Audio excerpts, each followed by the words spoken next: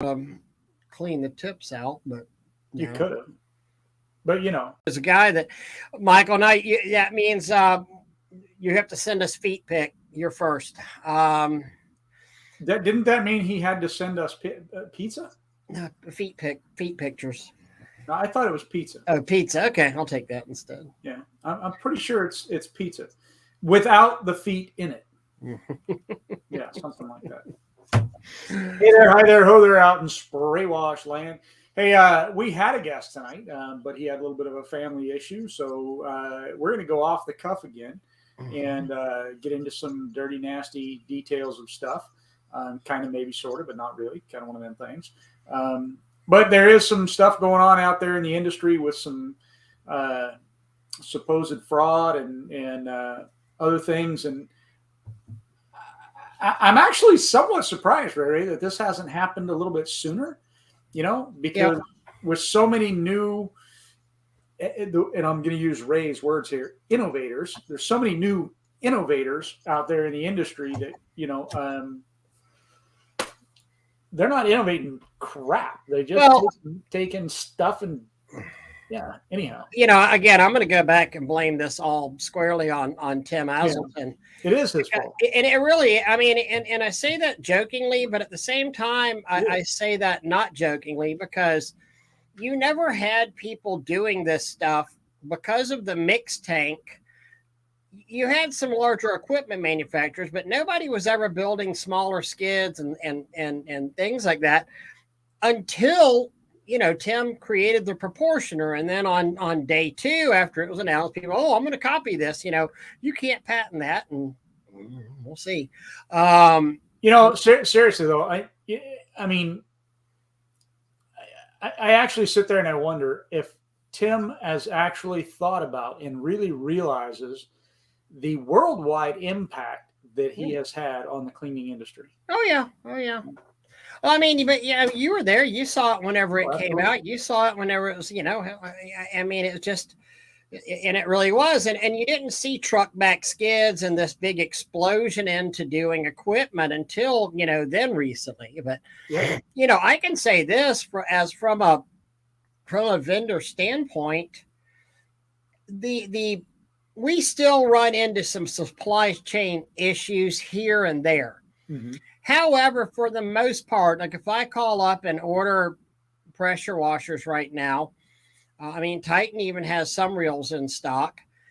I'm probably 2 to 3 weeks out on some pressure washers to get them into my shop, maybe a month out there. If you are a person who's waiting on equipment at this point, standard type equipment or a custom build, I think you probably really ought to start getting some questions answered, by that, because it's not like it was last summer where I mean, I got supply chain issues. Yeah, I mean, where it really was, we were 6 months out on a lot of stuff. Mm-hmm. I mean, I was amazed. I called one of my suppliers the other day and put a message out to all the guys on the power wash store forum. I was like, I was amazed. It was 2 weeks and I got in, some 690s and some GX 390s.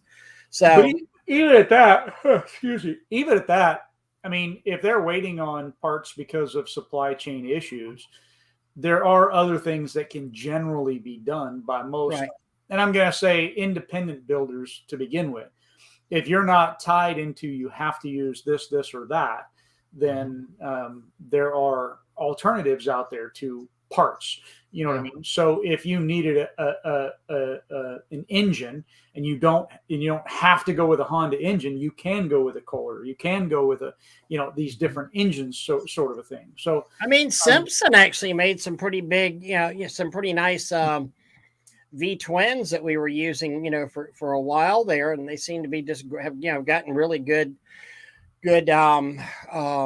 reports on their bigger V twin stuff. So I mean, I'm still a Honda guy. I'm still a Honda guy. If all things considered, I'm still a Honda 690 guy, which is ironic because the only engine that I've actually had to warranty out Last year was a Honda 690 that was had a bad ground issue from the what do you call it, from the manufacturer. You know, it was a bad, and they, unfortunately, their warranty problem was not, their warranty department was not great to deal with, but it's what it is. So anyway, the thing we're talking about, and again, we're, you know, neither Doug or I have dealt with it, just doing a lot of reading on it. But apparently there was a manufacturer / rig builder in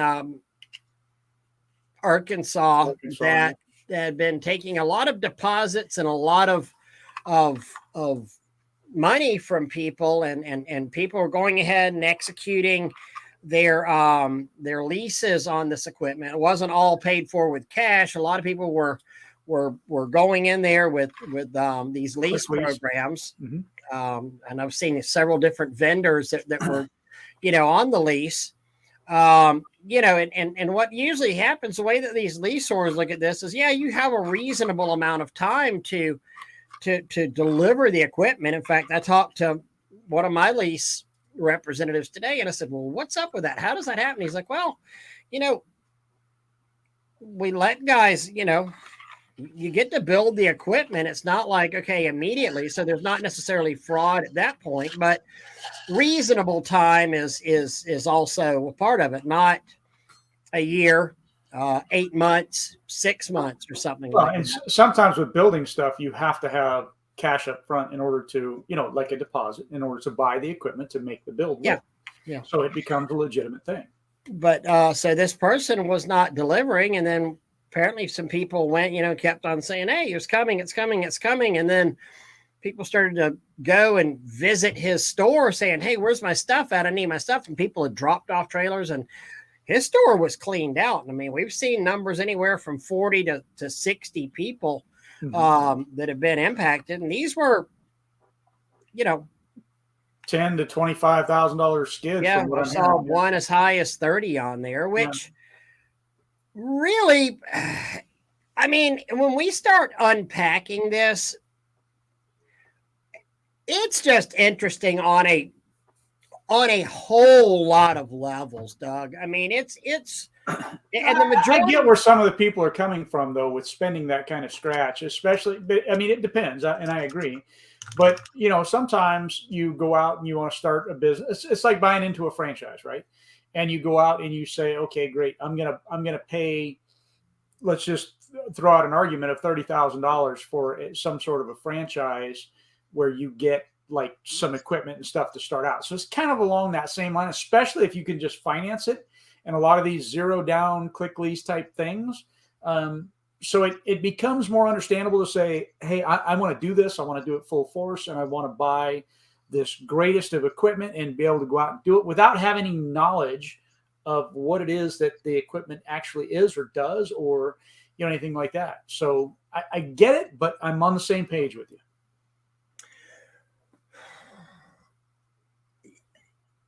You know, I've always been a big fan of don't go into debt in this business. Agreed. You know, I mean, especially whenever you're first starting out, there's at least don't go into crippling debt.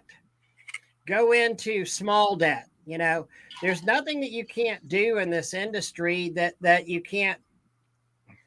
Yeah, I don't want to say nothing, but I can do the same thing for 5,000 that I probably can for 20,000. It's not going to be as convenient or as efficient for me to do that.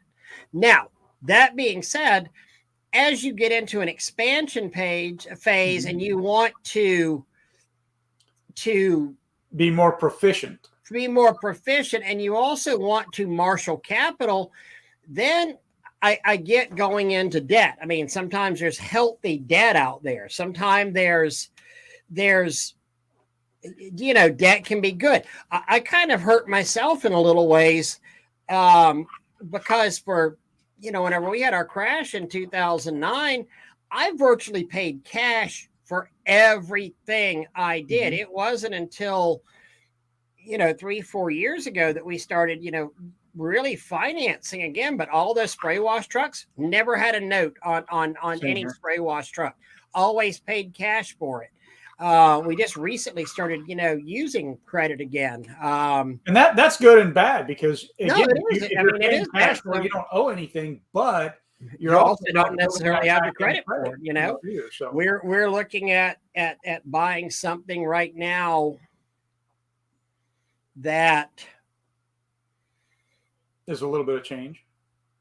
yeah, but I'm trying to figure out the best way to do this. It would be something for roughly, let's say, $150,000, and we were told that we're going to require 35,000 down instead of 25,000 down, not because of your credit rating, not because of your lack of available credit, but because of the the amount of credit that you've used over the past 15 years is not very much. And it's kind of interesting. It's like, well, the score is like a damn near 787 or something, but still having the lack of credit that we've used kind of thrown in your face is really kind of interesting on there. So I've got that. I mean, one, don't go into debt. I mean, just don't go at least minimize your debt. Don't go out and run into a big, especially when you're just starting. If you don't know that this is what you want to do, that's why if you go into the pressure washing equipment, buy, biz, sell, there's so many freaking, new rigs that have popped up on there that have been used for half a season and go, oh, this isn't really what I want to do. Guys, whenever you're buying something for 20 and selling it for 10, it's hurting you, man, especially if you've had a business that's failed out there.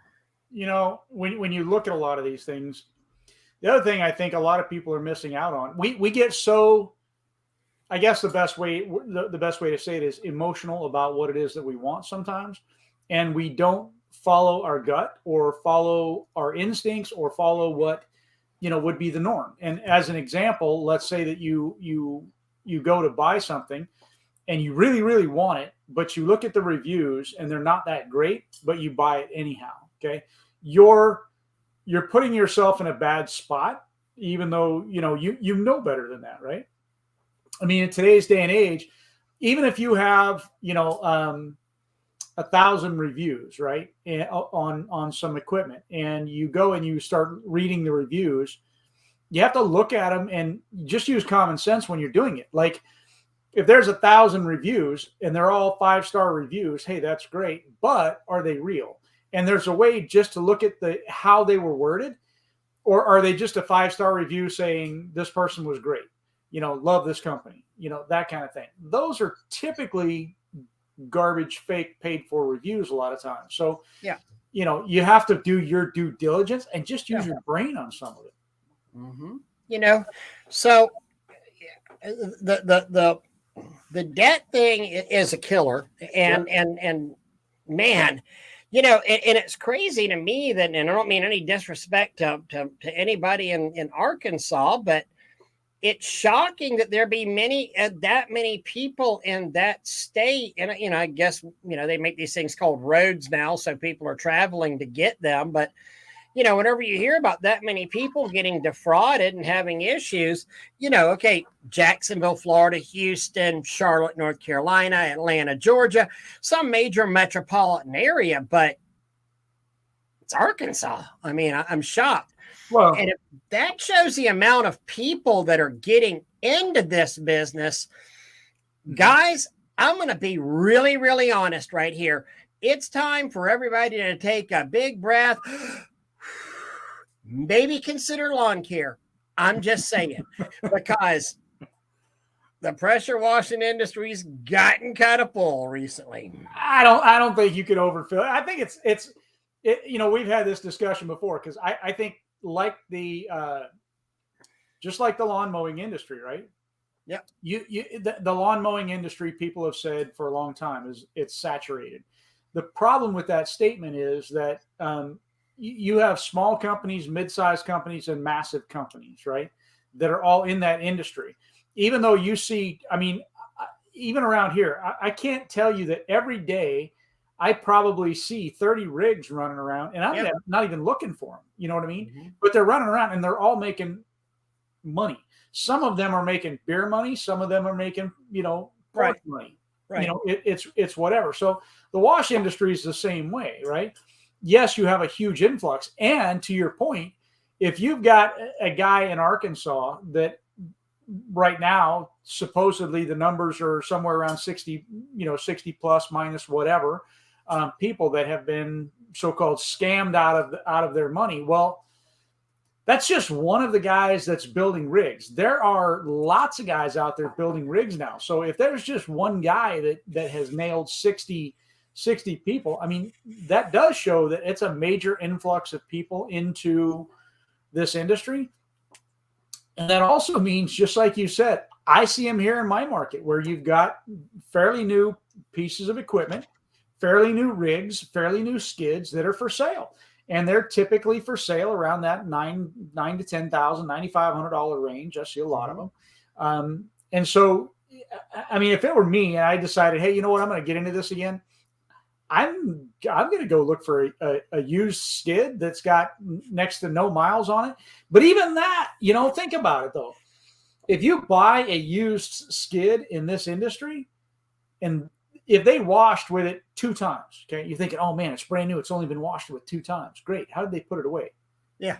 Has it been sitting there with all this salt in it? It's actually junk now. Yeah. Even though it was only used twice. Is it just junk?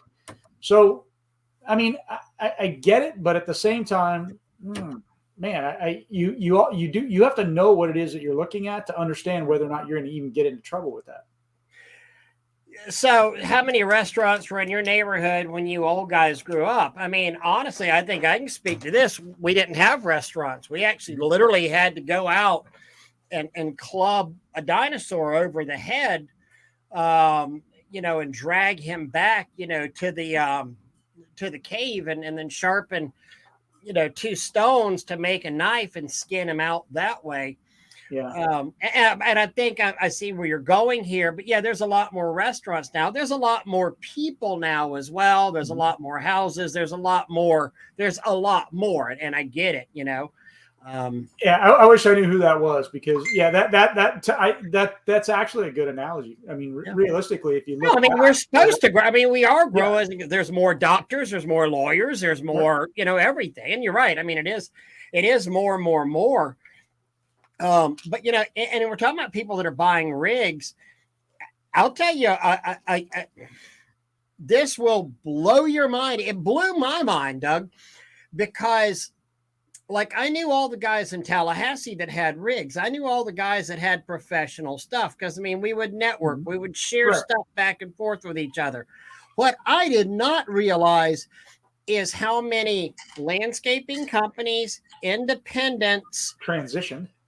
Small guys with no signage, no anything on their part-timers that work for the state of Florida. And I mean, none of this with any scorn or nothing but mad respect for these guys. I never realized how many of those guys were in Tallahassee, because they certainly weren't drinking from my same trough, whenever I was washing. Mm-hmm. But I probably saw 4 of those guys today, come through here, tote tank on a trailer with a DeWalt or something with a AAA pump, and just some squirrels looking to get their nut out there. And they seem like nice people, because I always talk about people. Do you have insurance? Do you have this? Doing it the right way. But there's a ton of those people out there, and those people will never wind up buying a rig. Exactly. They most likely will not. They may buy a 12 volt, but they're not really interested in expanding and getting big, because it's truly a side hustle, part-time gig for them, or Well, I told you this. It was so I kind of suspected, but I wasn't sure. I remember a long time ago when I before I had my shop and I was getting, I had my freezer, refrigerator where the guys would, we'd have the ice and water and all that. I'd stop and get ice for the guys every day. And I remember stopping one time and, these guys in the back of a pickup truck, behind me getting ice. And they're like, oh yeah, we do what you do. And I'm like looking at them and looking at their truck and looking at their equipment. And I'm like, I didn't say anything, but no, you don't. No. You don't do anything near what I do. Mm-hmm. And that wasn't to put them down, but they were obviously there for beer money. And again, I've made this argument 1,000 times in this industry. We need them, right? Yeah. We need the $9 guy, the $99 guy, the $999 guy, and the $9,999 guy. They all have their place in the marketplace. It's just, and it's for you to decide which one do you want to be. Do you want to be the guy that runs around and you have to do 30 jobs in a day to make $300? Or are you the guy that does, half a job and you're making $300?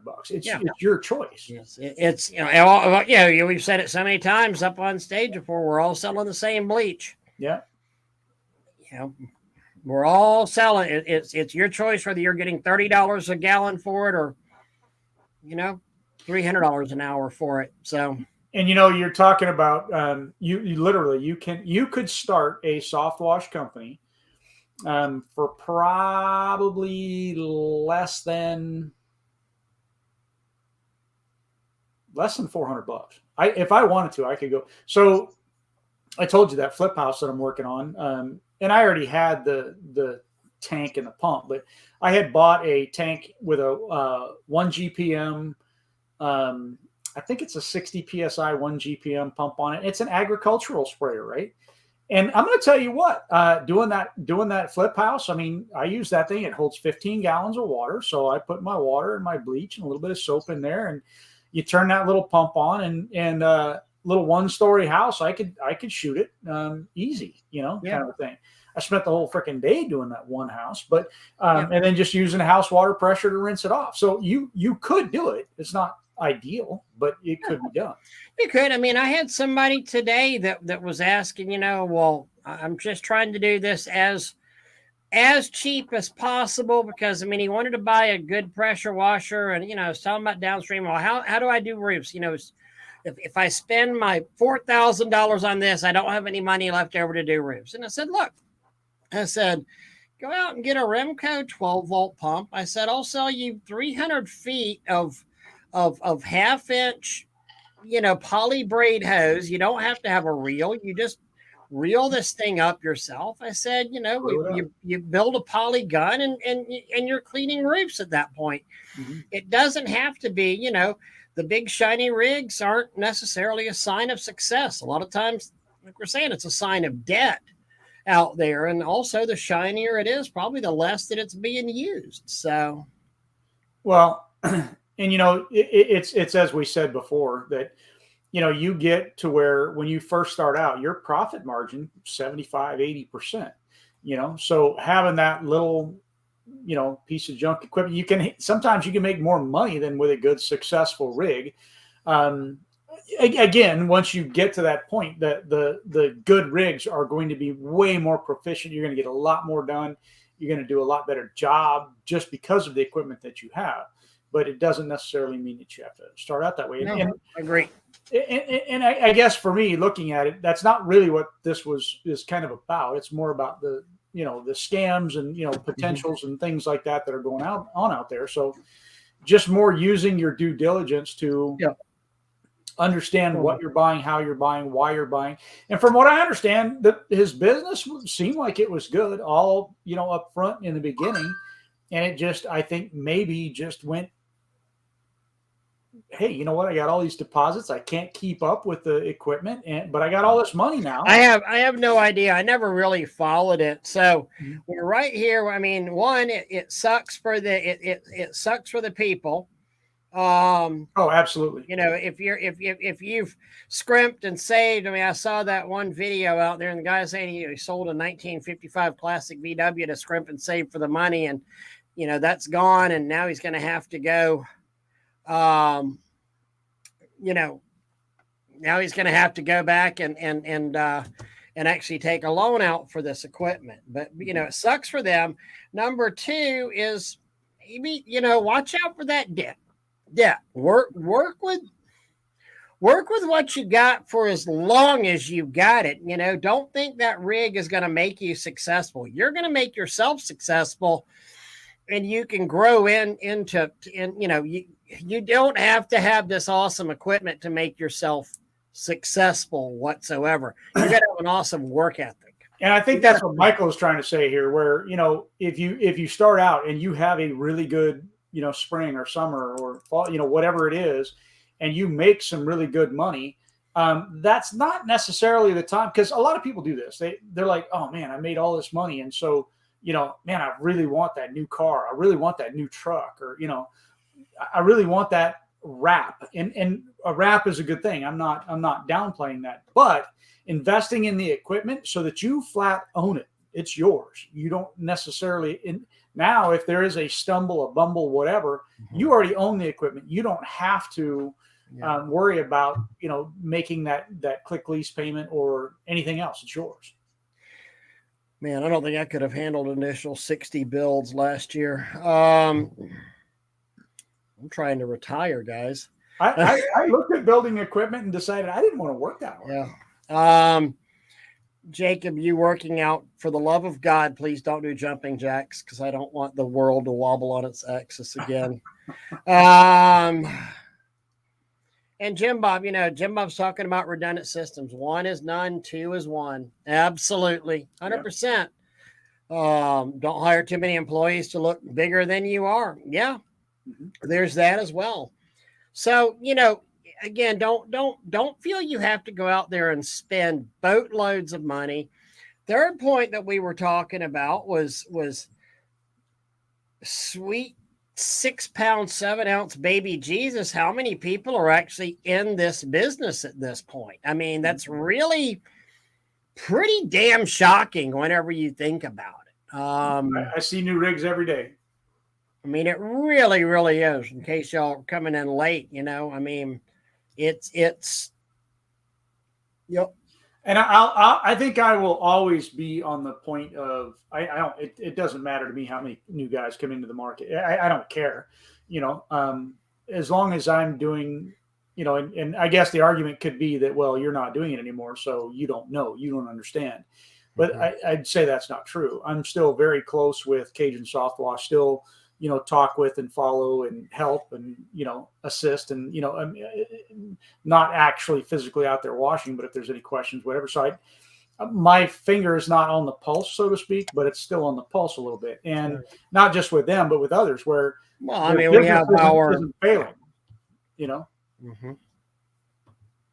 Absolutely. I mean, we do lots of education and stuff out there. Yeah, we're still out there, and it's just, I don't know. It's really interesting times. And I think this spring is going to be very telling for people. We're going to see how this economy actually is. I mean, look, Sterling, open it up. I mean, that's what this is about. That's kind of what we're talking about anyhow. So, I mean, ask questions, say what you know. It doesn't. Going to open the door to the wash world. I would let the wash world elephant in the room, or leave it here. No, he's not invited. No. You know what I'm talking about? No, I mean, I don't care. I don't know what the elephant in the room is. All of a sudden I'm thinking maybe it's the other elephant, but yeah, that's what I was talking about. No. Yeah. No. I'm talking about the current elephant, not the irrelevant. Yeah. The irrelevant. Irrelevant. Oh man, Blaine is spitting out some fire here. Know your daily operating cost. If you don't know it, you're failing. Think you're making money, go long term into the hole. 100%, And having somebody in the office, I mean, we talked about this a dozen times again, but having somebody in the office that can ramp those numbers off to you, because I'm not that guy. I needed somebody in the office to do that stuff for me and tell me that stuff. Yeah. And to me, that I was talking with somebody about this the other day. The first time I realized I was told, you realize you're going to do $120,000 this month. Yeah. I'm like, no, I didn't realize that. Dang, yeah, that's pretty good. Well, and so yeah, that's actually what we're talking about. That's what we started out with talking about, and I mean, everything's kind of relating back to that on there. So yeah, that is who we're speaking of. But Blaine, I want to go back to here. It's a different season already, and so down in Florida, I'm hearing guys saying, yeah, we're really busy, but a lot of the guys are here saying that it's kind of different. That it's they're very, very busy, but it's just a different busy. They're having to close more. It's not an automatic. Some of the automatic services that they've done, the people are questioning the prices on. So it's interesting, but the commercial work has still done very, very well for people. So, and I'm hearing that across the country. It's more commercial is really doing well. People are they said that the income tax refunds are going to be smaller. And I mean, and we really did. There are a lot of people that pay for their house stuff out of their income tax refunds out there. How long has it been since you had a refund? Oh my God. 30 years. Yeah. You can tell who's a business owner and who's not. I mean, I hate to say that, but I mean, I haven't had a refund in 30 years. It's like I got to pay every year. Hey, Josh, and I'm paying out the yin yang all through the year. Yeah, no kidding. Which, by the way, that's going to take me onto a very slight squirrel rant. I've been having to do some things with some governmental stuff lately and viewing governmental websites. And I asked Ray to do me a favor, which I don't think he did. Do you remember what that favor was, Ray? I texted you. You didn't catch the text I sent you earlier this morning? No. Oh, God. No, I haven't even looked at my phone. I asked Ray to mail me a package that would explode and take my head. Oh, yeah. Oh, that one. Yeah. I saw that one. Yeah. Because you know what? Our government spends billions upon billions of dollars to have websites that don't work. And I can go to GoDaddy for $250. I can build my own website and have it work flawlessly. I just don't get it. But anyhow.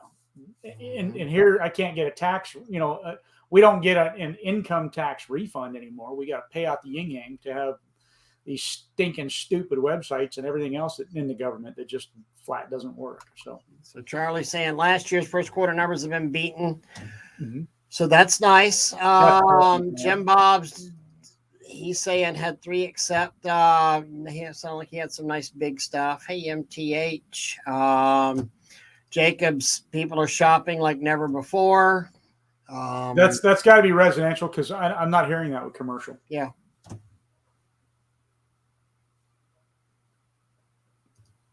Commercial just seems like it's banging from what I'm hearing. The office person got the cart before the horse. You have to do things in order like math. Yeah, I would agree with that. So Blaine, I'm busy struggling with pricing because a ton of new people not knowing what they are doing, especially on pricing. Closing rate at 50, but last year it was 61. Raised prices by 1%. I'm wondering if that's 1 or a 10. I'm wondering if that was supposed to be a 10 as well. Yeah. And a lot more turn downs. So residential, we're hearing the same thing. A lot of turn downs on the residential side. But you got to remember, I can't tell you. I go through, grocery store and people will be talking about $9 for a dozen eggs, kind of a thing. So everything is a lot more expensive. And so the residential market has been taking a hit just, I think, from that pure uncertainty term, so.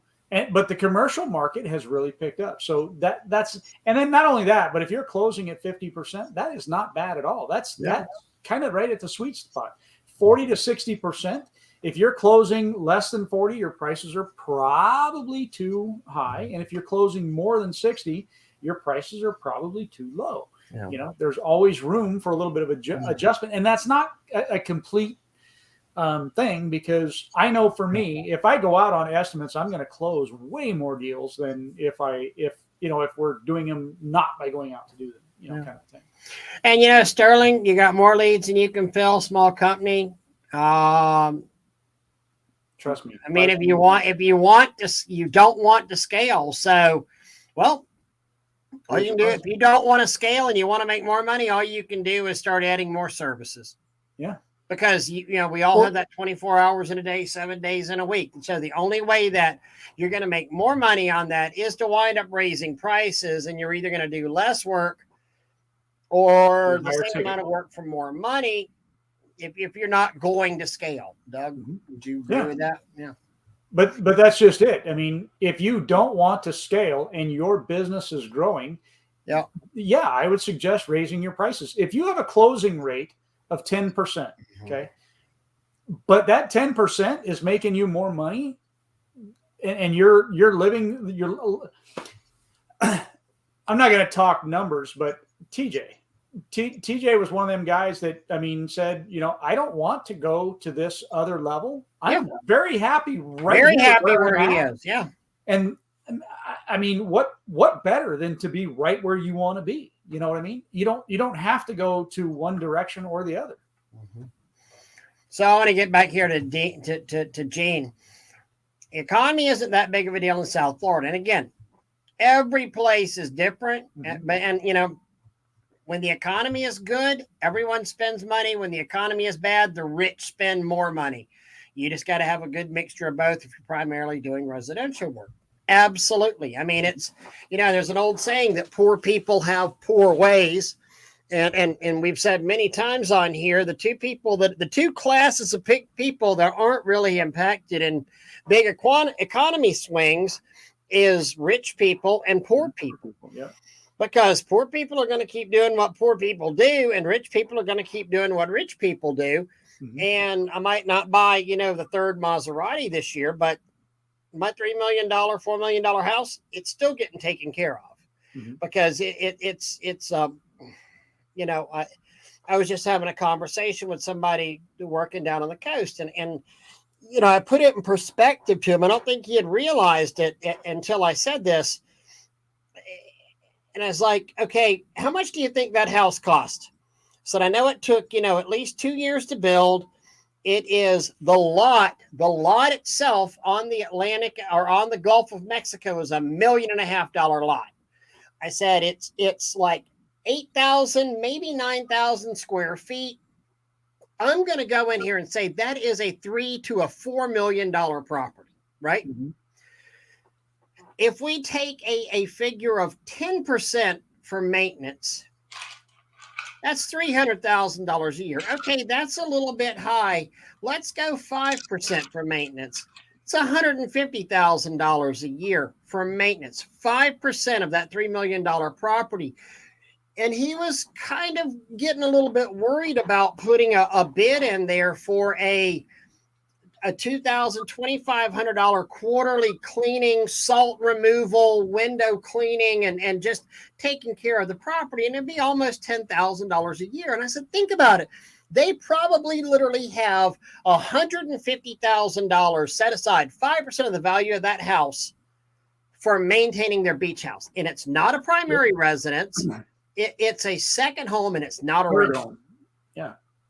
Yeah, it's probably more like a third home, honestly. So, Jim Bob, so MTH is saying 12 times over last year. Very nice. Weather has a lot. He's up north. Price Shoppers, Blaine Lynch said foot. Appointment-wise, profit busier than last year at commercial and residential closes 40. And see, look, these guys know their numbers. Guys, if y'all are just tuning in and you don't follow us, understand these guys are ripping off their close ratios.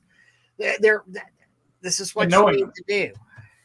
Knowing your numbers is super important. We say it all the time. If I build garage to house my 2 wash trucks and trailers, should I be able to write that off in 1 year? The current tax guy written off 40 years since his property. I am not the guy to ask for that. I would. Sir, you should write it all off in 1 day. That's it. I am not qualified to give that information out there. If your tax guy is saying you write it off over 40 years, I would listen to your tax guy. 40 years since it's on the property. I think that seems a little bit long to me, but you got to take depreciation or whatever it is. I don't know. That's for a tax, thing, because let's face it. I mean, there is not going to be anybody on the face of this earth. It's impossible to know all the tax laws.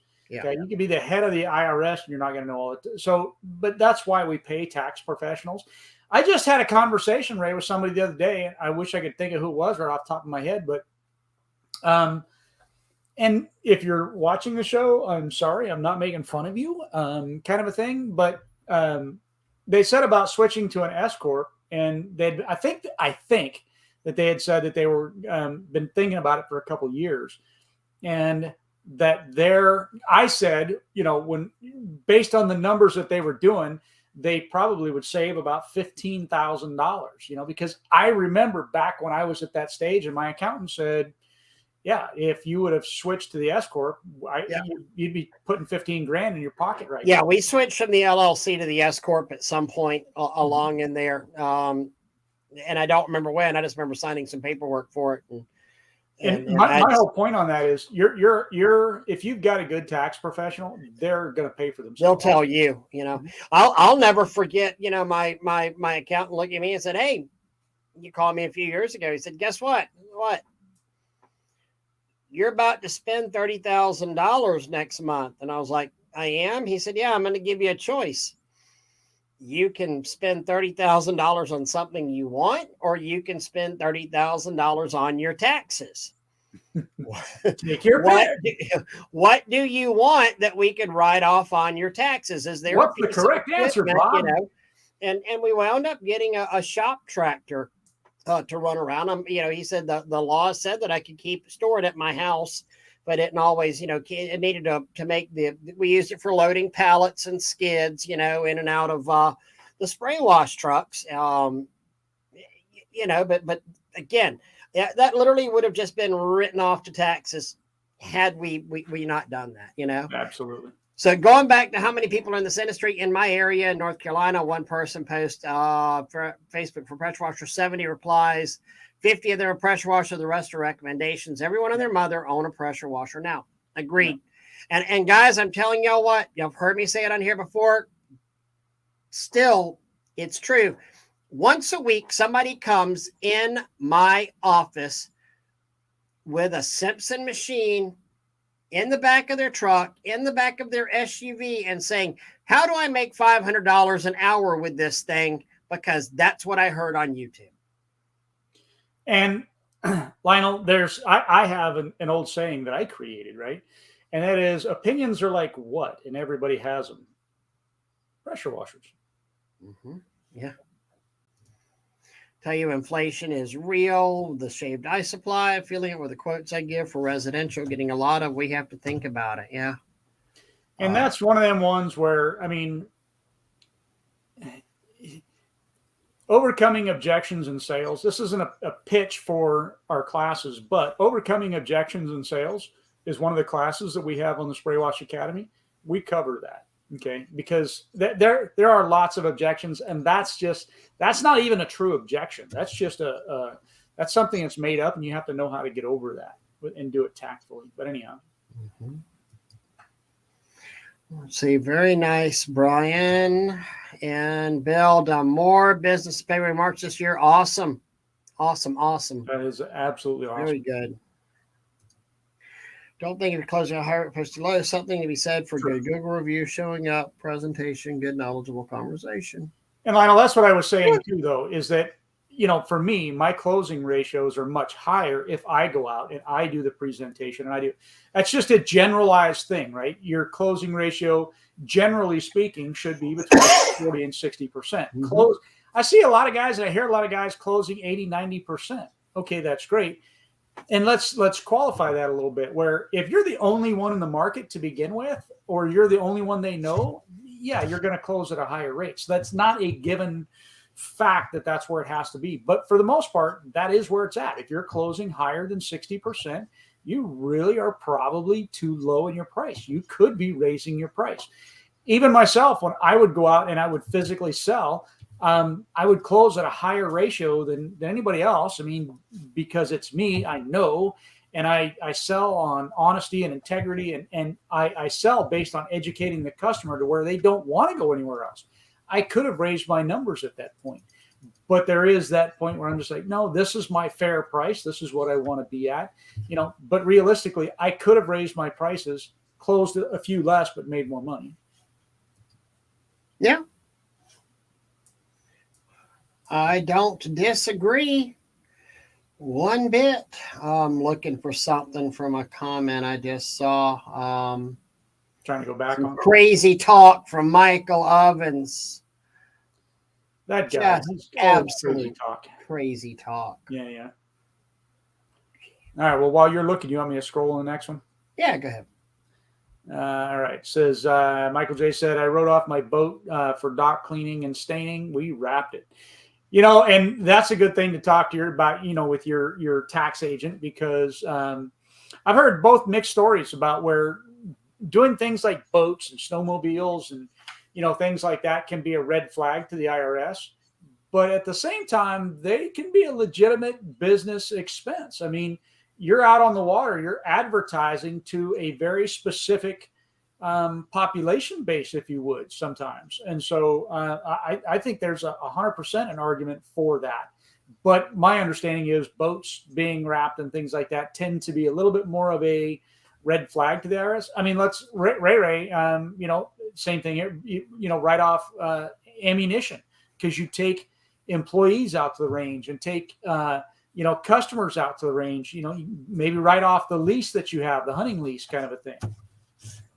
Well, I mean, yeah. And there's, something like, hold on. Do you guys discount square footage after a certain amount? I'm just curious, and I hate raising prices because the employees get less hours and we make more money. So I feel like I'm crapping on my guys. They are like family to me. Okay, so will I give discounts based on large projects? Yeah, sometimes I might do that. But the other side of that is, if you feel like you're crapping on the guys because you're making more money and they're not, throw them a bonus, right? Make it happy for them as well. It can't always be, or shouldn't always be, in my opinion, just about money and the money that you make and the money that you keep. It should be about helping the others around you and making sure your employees make money and all that kind of thing. So, throw them that little extra bonus. Again, I will discount if it's based on I'm doing 1 million square feet of concrete. I might give you a lower rate depending on how things go. So yeah, I don't think there's a problem doing that. But I also think if you're making extra bank and they're working weekends or nights or whatever, and they're working hard for your company, man, throw them a bone. Absolutely. Yeah, I don't know who could ever go and ride a boat off. Yeah. Logoing a boat, that's just a horrible idea. Yeah.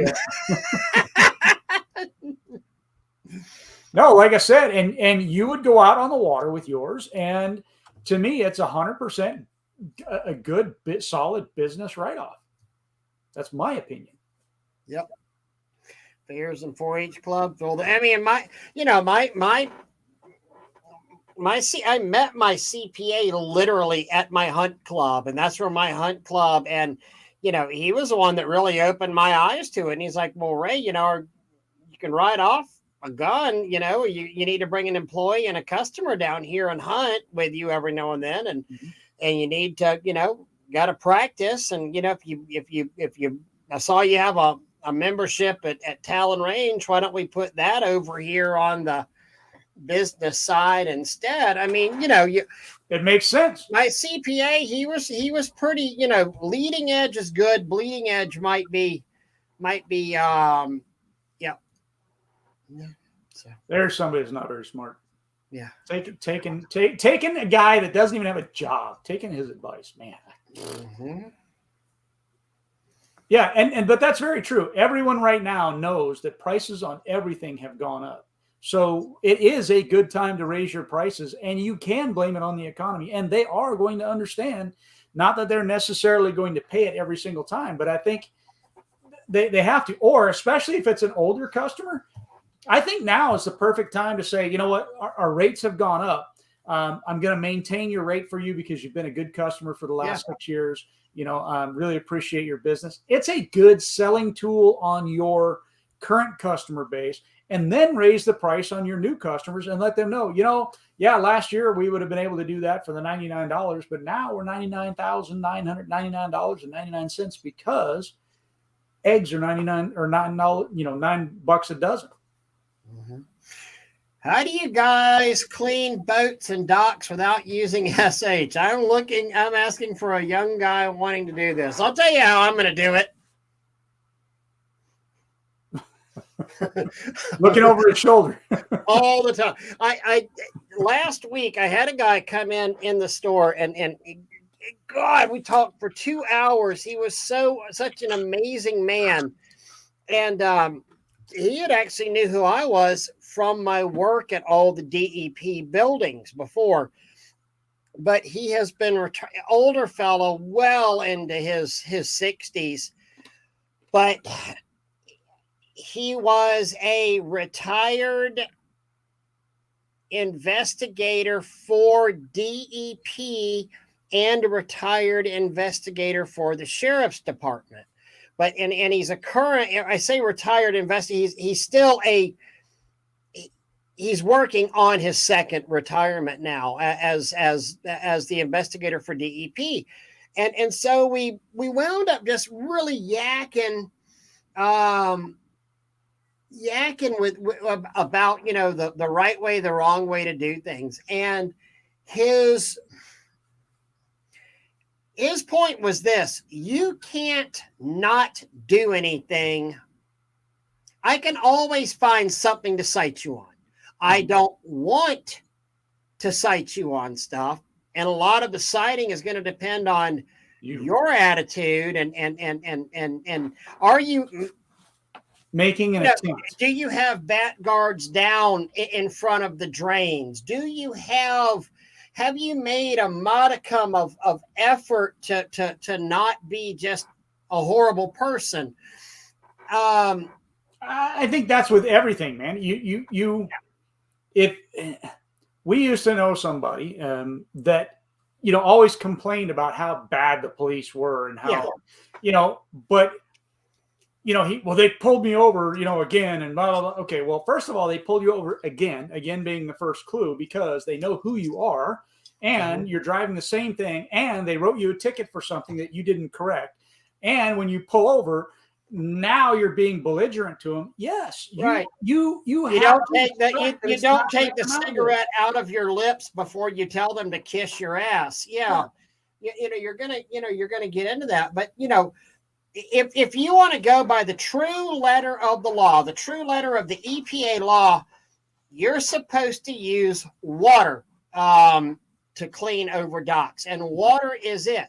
Now, I've seen way too many people that are, technically, you shouldn't necessarily be able to waterproof a dock or spray Thompson's water seal on there, because it could be getting into the water. But people do it all the time on there. I remember, and I had oil from the shoes on, from the base of your shoes. I love Rich. Order shirts with your competitor's name on it.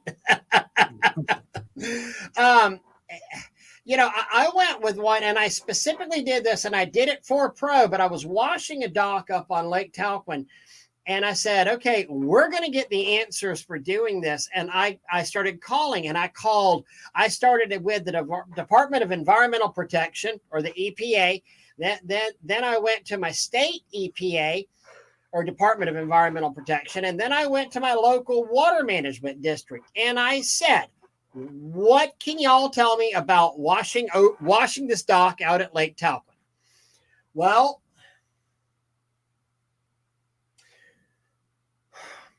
we'll have somebody call you back. Okay. Nobody, I had to keep calling. And they're finally like, we know you can't use chemicals on it. I said, right. I said, but there's some stuff in the law there about me discharging into the water. Is it okay if I've got a hose going on using the customer's water and discharging into that lake? Well, we think it is. I said, okay, I'll tell you what, I can solve this problem. What I'll do is I'll fill up my pressure washer with lake water, and I'll wash the dock using only lake water. Would that be okay? Oh, no, you can't do that either.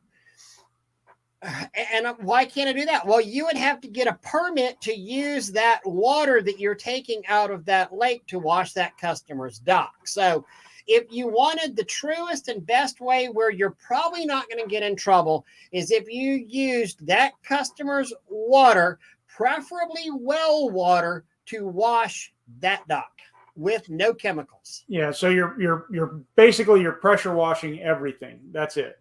Yeah, yeah, and I mean there are citrus cleaners, but good luck getting an actual proof for using it.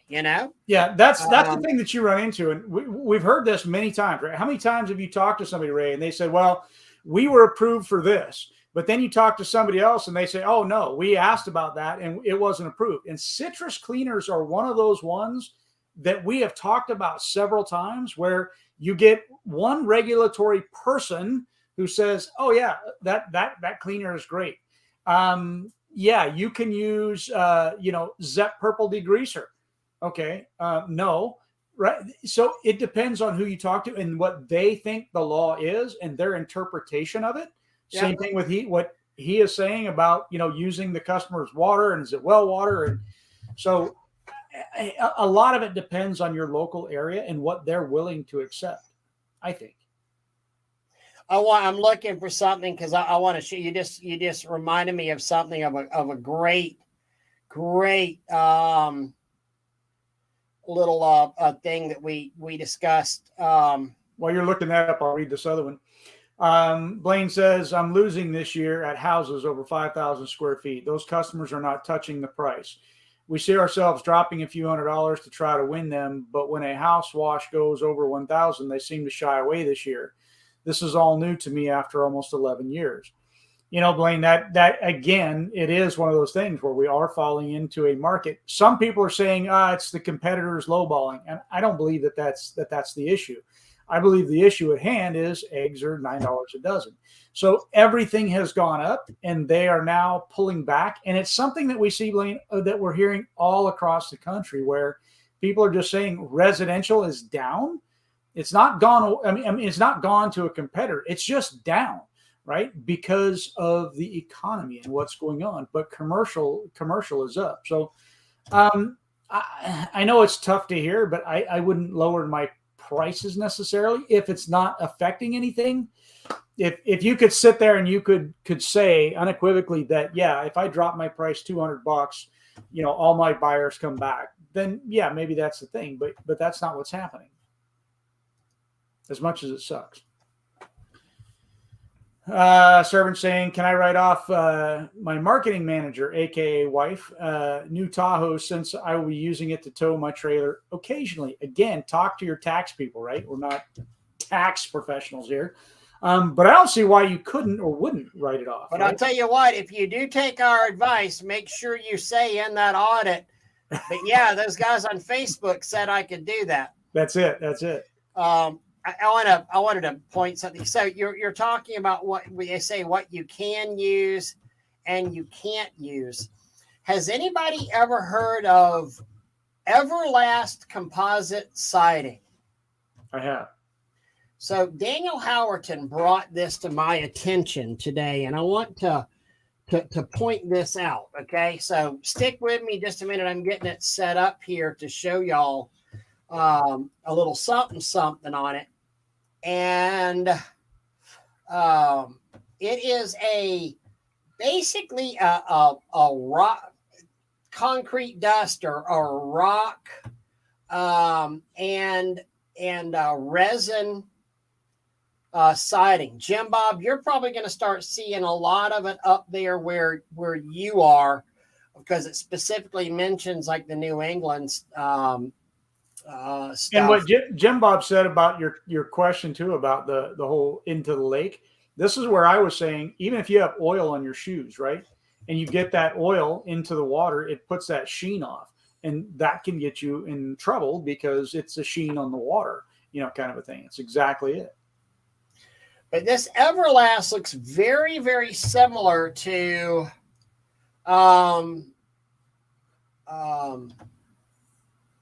vinyl siding. Let me share my screen here, okay? Here we go.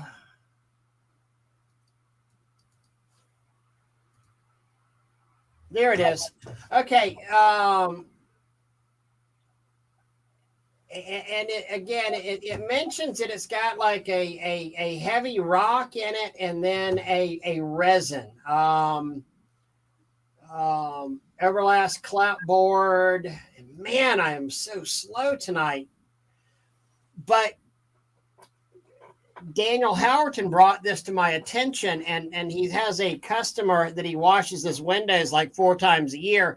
His house is trimmed this. This is a really high-end composite siding, and the customer himself wanted to know, hey, how do you clean this? And he forwarded this to Daniel and said, is what you do going to actually void my warranty or not? Okay. So you can kind of see the prices or the kind of properties this fits on, the colors. But here's where I want to go with this. On the warranties, okay? So normal routine maintenance, wash using a soft bristle brush. Use only a soft bristle brush to avoid smearing the stain into the grooves of the texture. Clean gently to avoid surface abrasion. One of the things here is do not use a pressure washer. Mm-hmm. It's in bold. And it talks about do not use containers cleaning organic solvents or other aggressive ingredients because they could affect the surface appearance of the siding and void this warranty. Examples of such cleaner are chlorine bleach, liquid grease remover, strong soaps, and detergents containing organic solvents, nail polish remover, paint remover, isopropyl alcohol, and furniture polisher cleaners. Now, here's what you can use on here. Under mold and mildew, fantastic. That fantastic cleaner, or a solution of vinegar 30% and water 70%, or Windex. Now, I say that to say this. If you go onto the SDS sheets and look, Fantastic is a degreaser, and its chemical makeup is basically identical to gutter butter. And if you don't think gutter butter is a harsh freaking chemical, you're from a different planet. But if it's listed as gutter butter, you can't use it. If it's listed as fantastic, you Isn't that amazing? Yeah. But that's also not going to kill the organics on there. So you're left with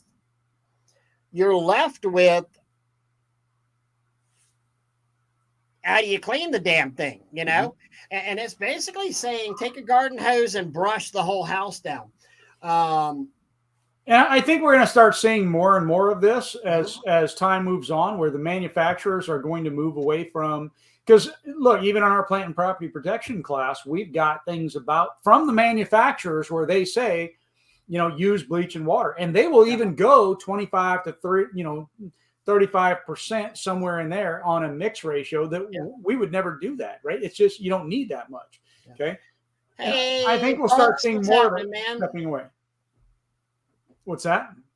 I said, hey, I was just saying, hey, to pressure washing punks. Oh, hey, I haven't seen him in a hot minute. Hope you're doing well, bud. But look, here's another thing I would question on that, Ray.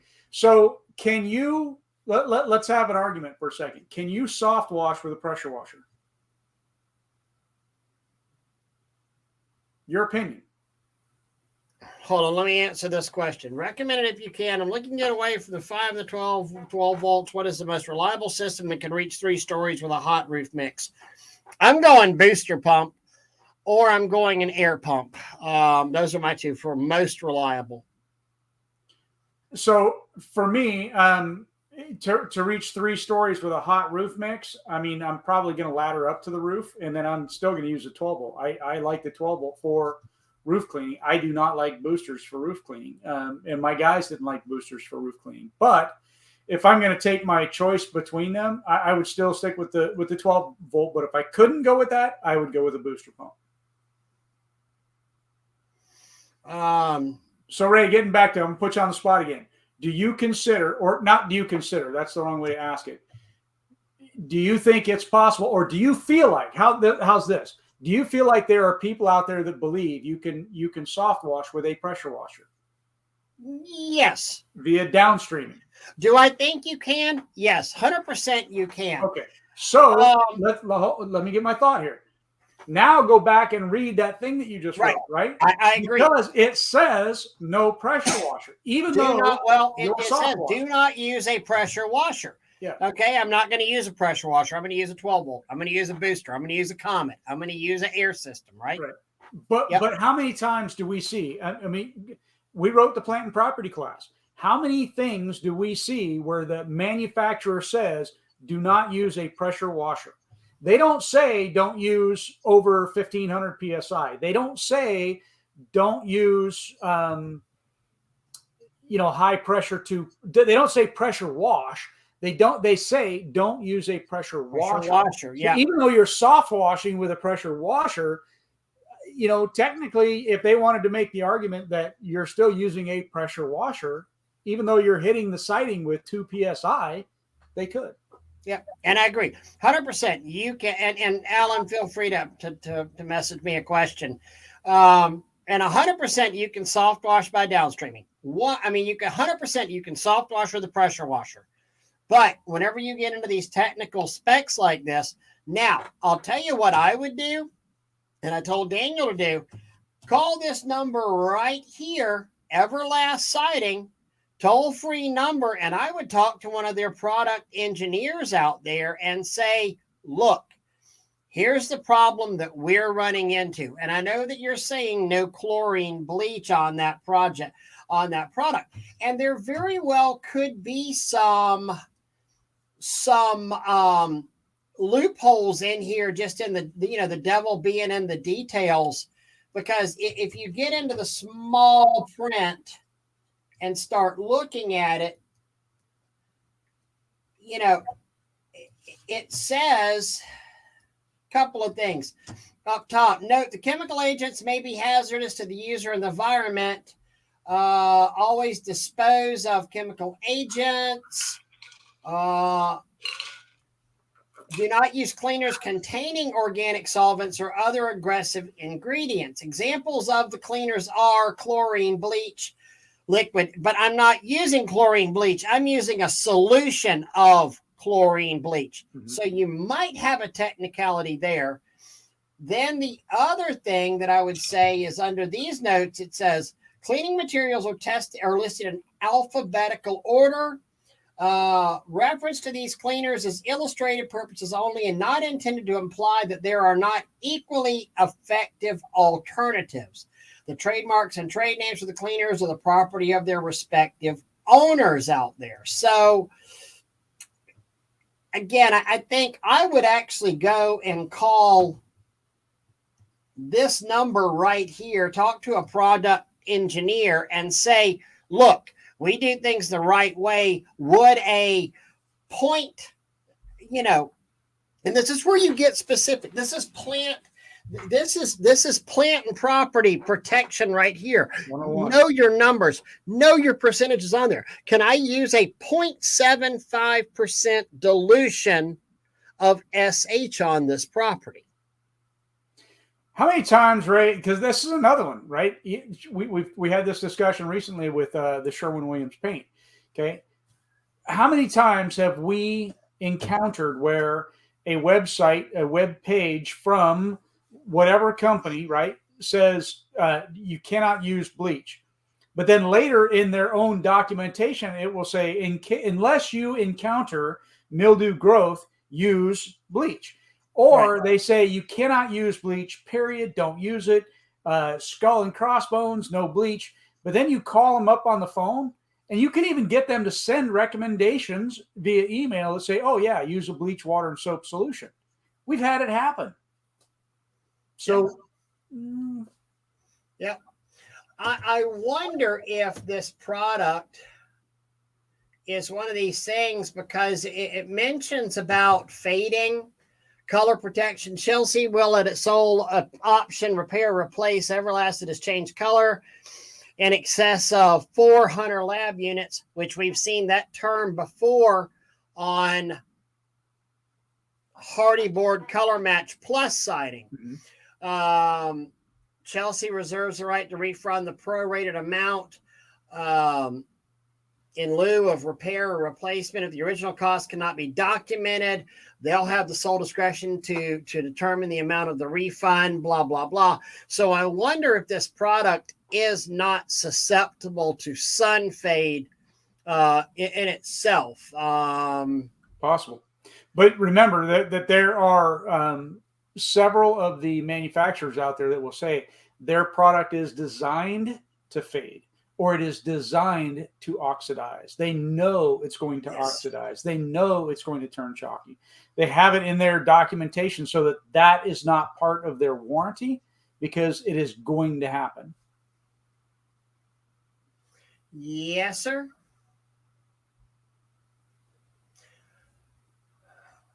Everlast siding is not warranted against discoloration caused by air pollution, acid rain, oxidation, or exposure to harmful chemicals. Not warranted against normal weathering resulting from the elements. Normal weathering is defined as damaging effects of sunlight and extremes of sunlight. Weather and atmosphere that may cause any colored surface to chalk, fade, or become soiled or stained over time. It is normal for weathered products to have a slight shade differences between portions of the product panel exposed to sunlight and any area of the panel that is not protected from the sun. They're kind of stepping away from it. Yeah. In their own warranty. Yep. You know, it's even that way with a roof, just so you guys. And Gene, I thought of that too with the soft scrub. It said soft scrub, and you're right. There is soft scrub with bleach. So it didn't say which soft scrub to use. It just said soft scrub. Yeah. You know.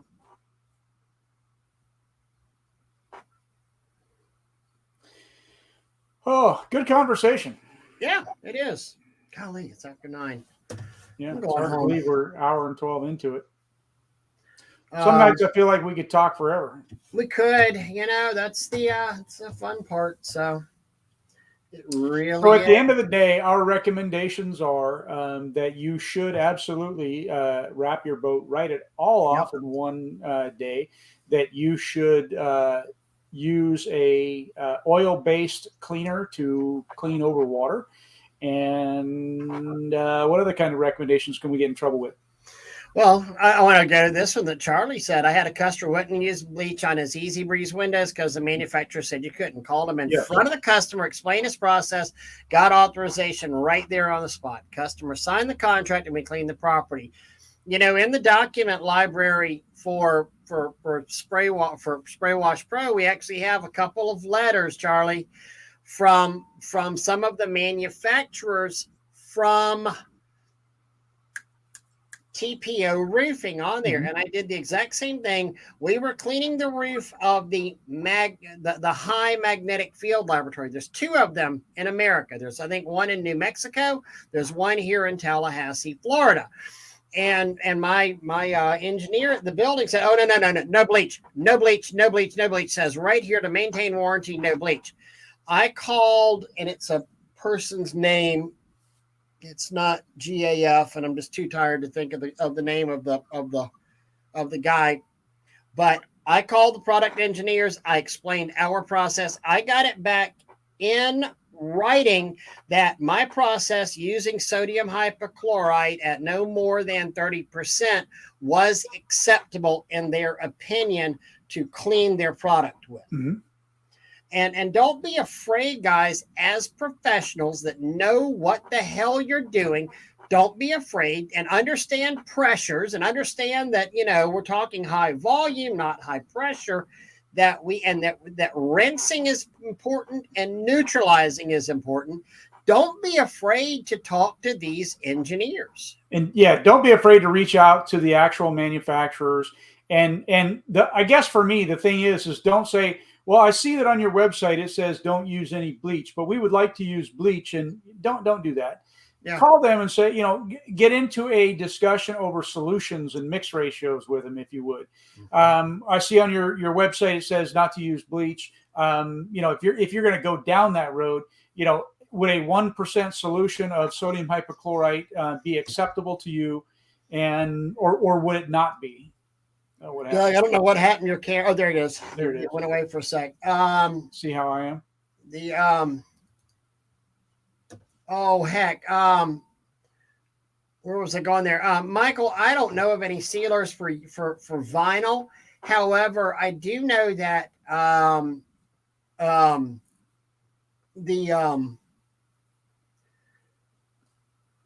Agent Halt has some waxes in it, and Agent Halt really made vinyl houses shine very, very nicely. And that was a great product to use on them. Well, thank you, Scott. Actually, it is fuzzy now. It looks like it's fuzzy. You've been fuzzy for a while. We just weren't saying anything because it's easier on our eyes. Thanks a lot. Appreciate it. Hey, no problem. Don't mention it. It is. I wonder why it's that way. I hate looking at my old pictures. It's just such a walk down memory lane, you know? Let's see if it clears it up. It did that once before. No, it's still fuzzy. Whatever. Hey, that's a good time to leave. Yeah, there you go. So anyhow, just so everybody knows, we'll be putting out some announcements about the huge convention coming up pretty soon.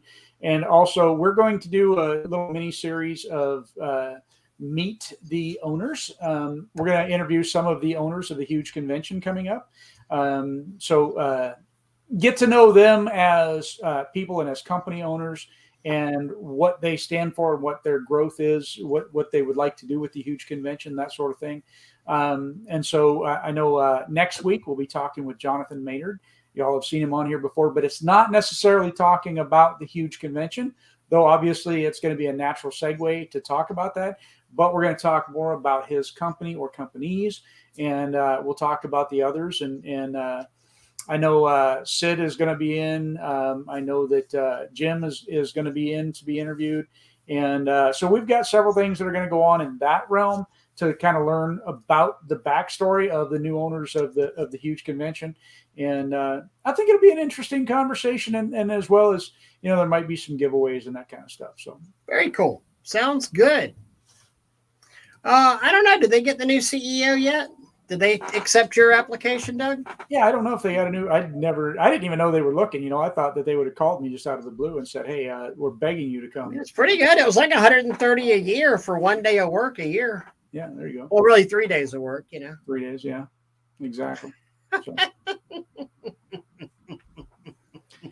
I've had lots of job offers in this industry, believe it or not, from different company owners and all that. But the huge, they never called. See how they are. I don't know if they got. Nobody wants me. Yeah. Nobody wants me. All right, y'all. Guys, thank y'all again.